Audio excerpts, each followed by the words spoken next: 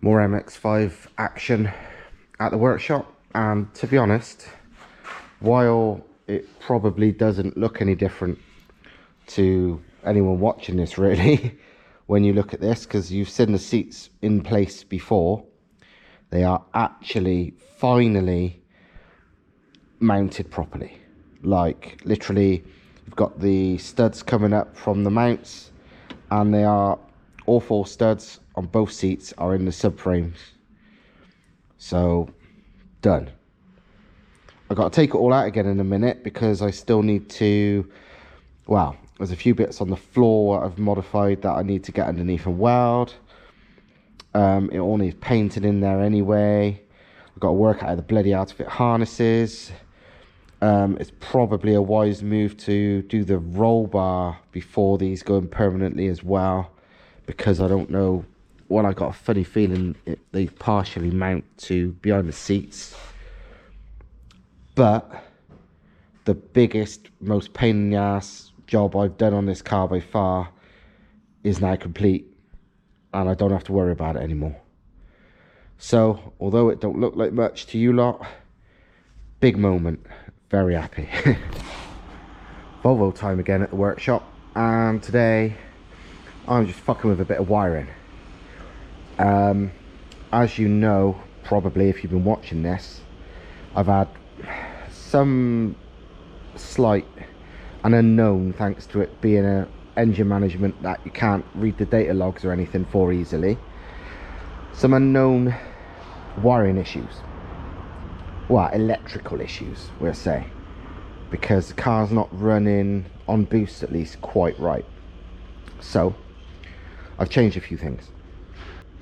I've redone the MSD ignition. Beforehand I had an MSD box down there, you know, when the ignition amplifiers are 6AL, and I've got the MSD coil there.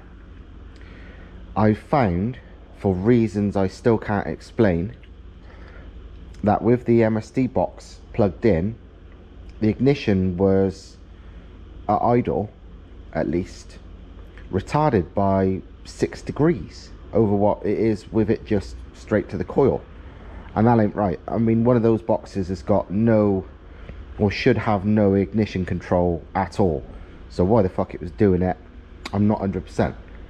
But one of the things I wondered about, and the only realistic thing could maybe be, was wire length. The wires from, because what they do, they kind of go in between the normal coil wires and the coil. So instead, the coil wires go to the MSD box, and then some more wires for the MSD box goes to the coil. And I thought maybe, because to be honest, there's nothing else to it, there was something, maybe the fact the wires were too long, maybe there was a fault in the wires, I don't bloody know, was causing that issue between those two.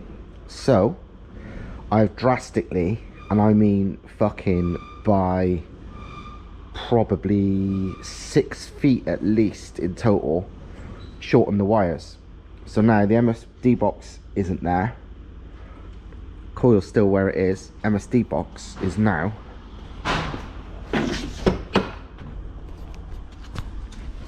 just there. So yeah, the wire is way shorter. Might be a fix. I don't know why this battery keeps, this light keeps turning off. It's weird. It's charged, but it just turns off. Anyway, so yeah, I've done that. It certainly runs. Whether it's right or not, I couldn't tell you yet. Next thing I did, and something I've always thought was some kind of issue, is the knock sensor. They're known, basically, if there's no signal, you know, to the knock sensor at all, the ECU just retards the ignition by 10 degrees, like a limpo mode type thing. And we couldn't seem to find it, going by the multimeter and stuff, like it had any signal. Yeah, we're fairly sure there was a wiring fault, but couldn't find exactly where it was. So as a temporary measure, I rewired in sort of quotes, got the knock sensor, wrapped it in some inch thick sort of padded tape, and wired it practically straight to the pins on the ECU. So although it wasn't technically working, it should have, well, it would have had a signal going back and forth. You know, there's no wire for it not to. But it still didn't seem right to me. So it's entirely possible, and again, I don't know, that the knock sensor also needs to know, you know, sense that the signal, what it can hear, this effectively a fucking microphone, sounds like normal running engine. Not, you know, as in, yeah, it's not going to pick up knock when it was literally just fucking taped to the ECU inside the car, but it might not receive the signal. I don't know, actually. I honestly don't know this. This was a pure guess. It might not receive the normal engine noise, which maybe it uses to know it's working. I don't fucking know. Either way, I didn't like it there. It was only a temporary fix, and it didn't seem to fix it anyway.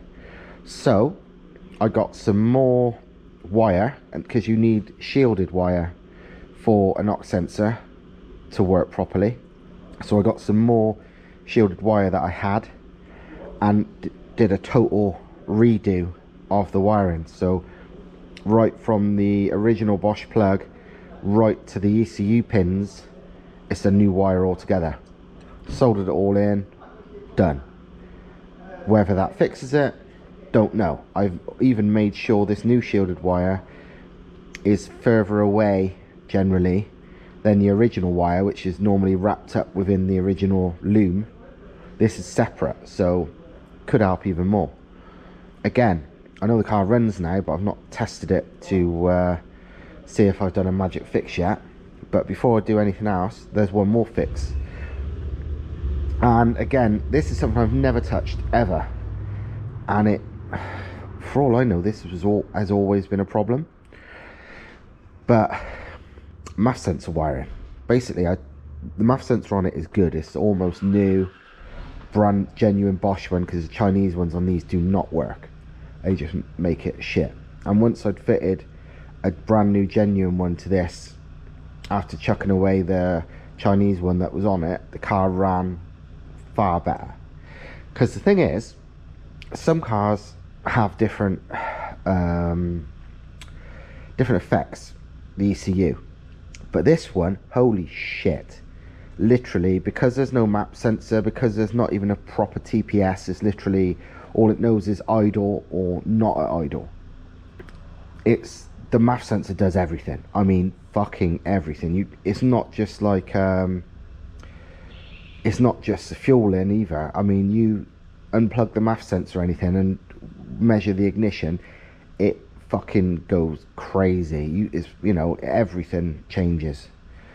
Even the ignition timing, we was with the gun, with the MAF unplugged, it was showing before 0, which is kind of good if you've want anti-lag, because a lot of standard ECUs and even a lot of aftermarket ECUs can't go beyond 0, but this was going to minus something just by unplugging that fucking thing.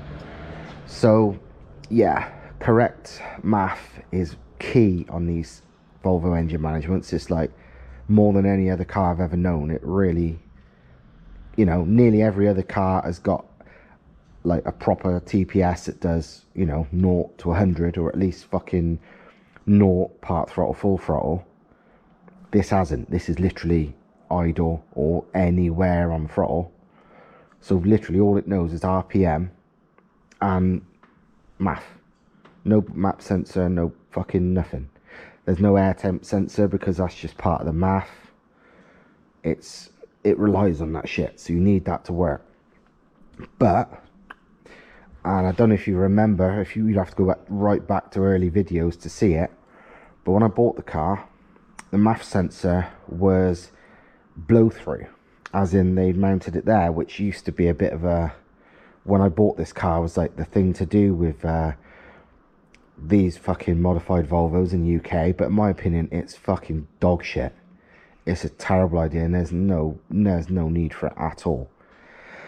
And I relocated it into back to the normal place.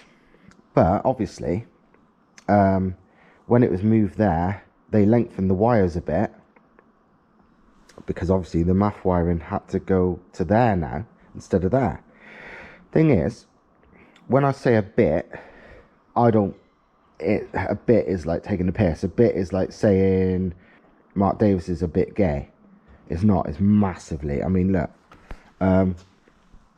There's a MAF sensor. This is a MAF wiring. Look how long it is. There. I can literally, if you wanted to, plug the MAF into a different car while driving down the road and run off that other car's MAF sensor. That's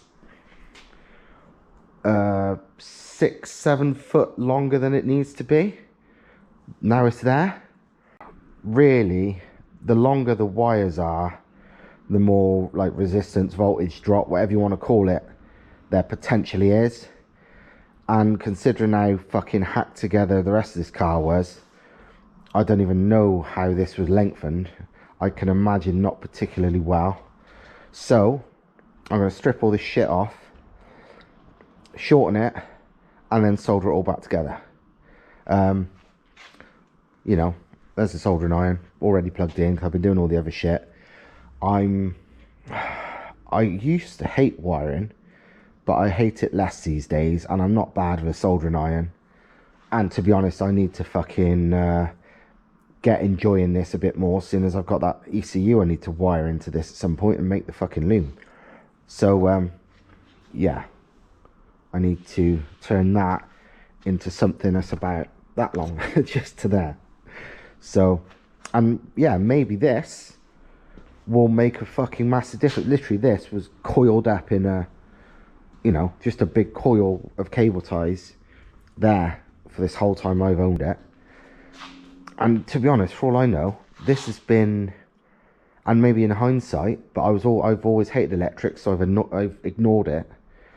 This could have always been part of a problem. You know, conversely, this could make fuck all difference, but I'm going to do it anyway because it's not right.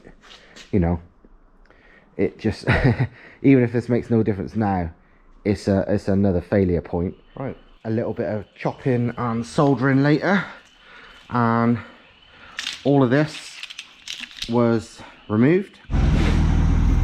Well, it runs. That's a good sign. I mean, to be honest, the MAF sensor wiring, if that weren't working, the fucker wouldn't even idle. The thing is, they are bad when the MAF sensor's not working. But yeah, it's idling at barely 500 RPM. How the hell this manages to idle at such low RPM, I don't know. Real heavy flywheel is, I guess. But yeah, still warming up, so idle's super low. There's no idle speed control valve, so, but it idles. I don't have to hold the throttle or anything. And once it warms up, it'll be normal. So I'm gonna warm it up now, and I don't know, maybe go for a rip and see if it's any better.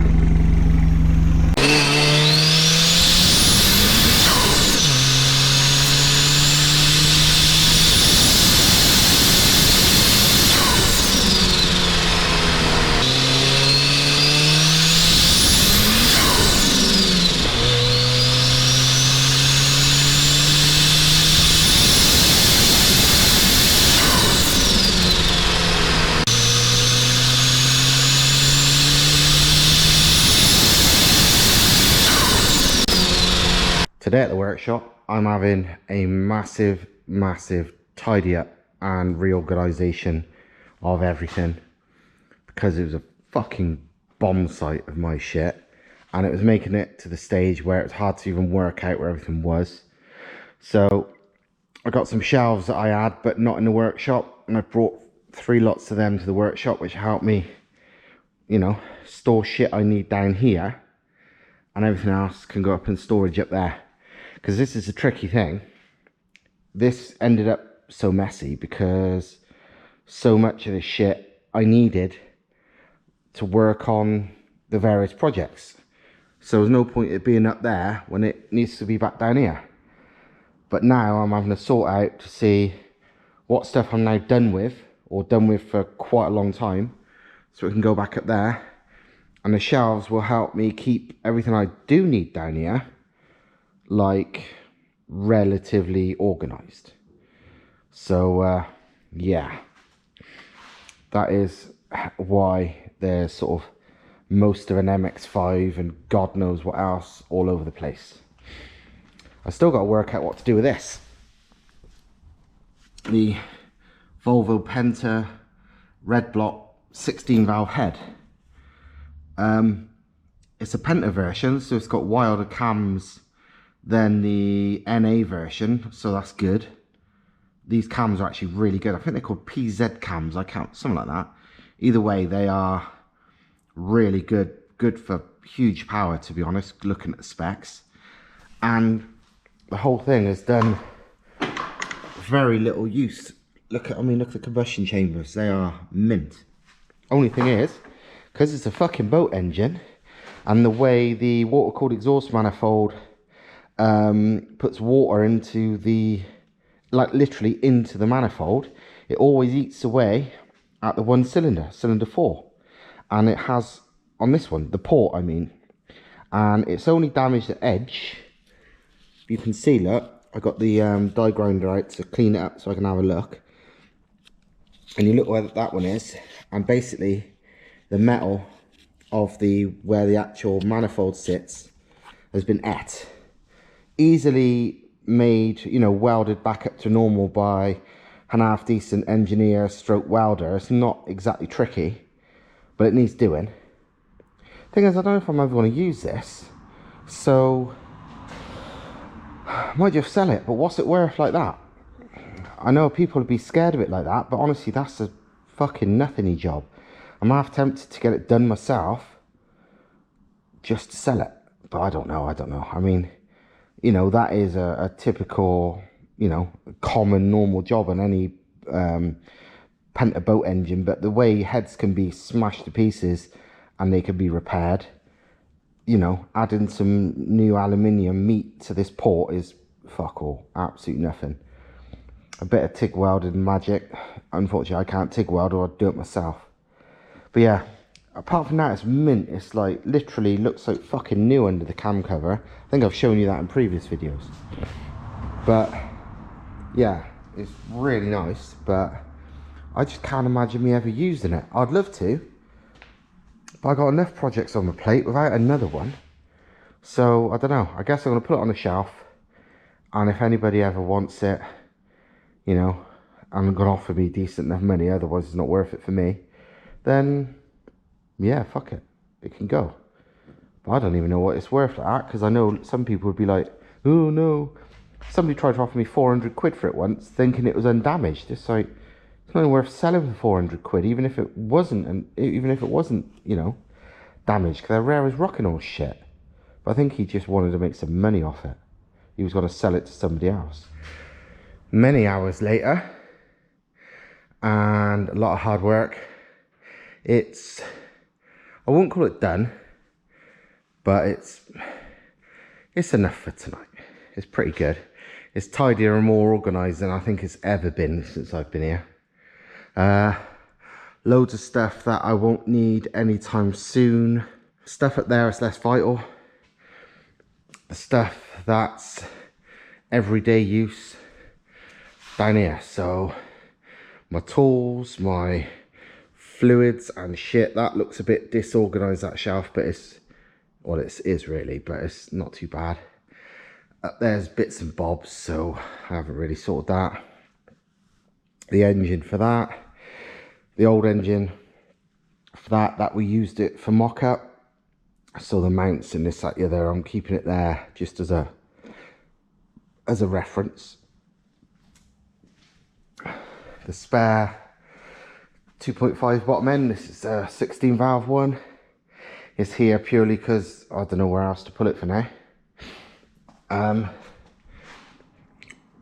MX-5 panels and shit that I can't realistically put anywhere else, and will be going back on soon. The seats for the same reason. that's the intercooler. The nuts and bolts, which are, those two boxes were upstairs, but I'm always having to scavvy around for the right size nut, bolt, washer, whatever so often. These actually need to be down here, because I started making a separate box down here full of nuts and bolts. Just like, hang on, bollocks to that, why struggle? So yeah, I mean, this is like probably 20 odd years worth of spare nuts and bolts. Cable ties, a few bits, and this is mostly bits I've either taken off the MX-5 or will be going on soon. So like clutch, flywheel, the brakes, gaskets, wastegate, turbo, fucking all sorts. This lot is my everyday sort of bits and pieces shit. So loads of fittings, brackets, turbo gaskets, sort of little aluminium bits and bobs, electrical bits and bobs, all kinds of weird, a bit like that one, fittings, dump valves, boost controllers, one-way valves, all sorts, grinding and porting and whatever bits, electrical tape, electrical connectors, vacuum lines and other small hoses, wire wheels and brushes and shit like that. Obviously just basic wire, just my general day-to-day shit. So yeah, pretty tidy now, tidier than it's ever been, more organised. I know where everything fucking is now. Well, in theory I do, which means I can get on with finishing this without spending half my time wondering where shit is. So a bit more room to work around it all as well. So yeah, that's where I am now, and unfortunately it's not that late, but it's fairly late and I'm knackered after all this shit.